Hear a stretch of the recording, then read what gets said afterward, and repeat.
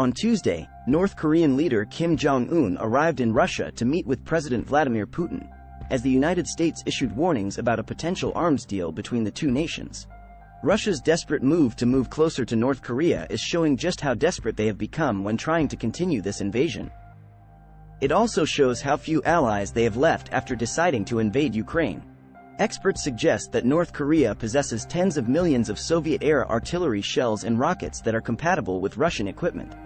These weapons, although based on older technology, could significantly aid Russia's ongoing invasion of Ukraine due to their sheer quantity. Ammunition shortages have been a persistent challenge for both Russia and Ukraine during the invasion of Ukraine. In July, President Biden expressed concerns about Ukraine's depleting ammunition supplies. Russia has previously turned to North Korea as a source of weaponry.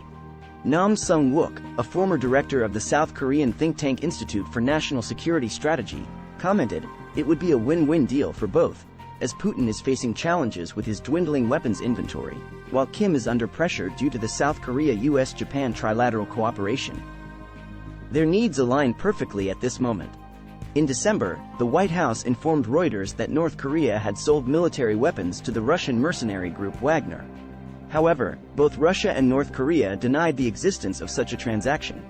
Official reports from North Korean state media suggest a military focus for Kim and Putin's upcoming meeting, expected to occur in Vladivostok, where Putin was attending an international forum. Kim seems to have been accompanied by Jo Chun-ryong, an official responsible for munitions, who recently visited North Korean factories producing artillery shells and missiles, according to South Korea's Unification Ministry.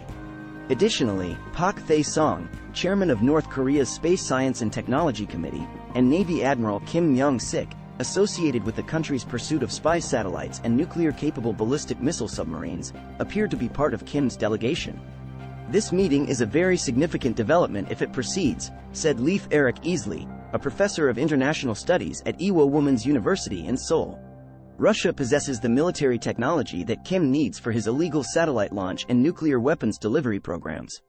Kim embarked on his journey from Pyongyang in a heavily guarded luxury armored train on Sunday afternoon.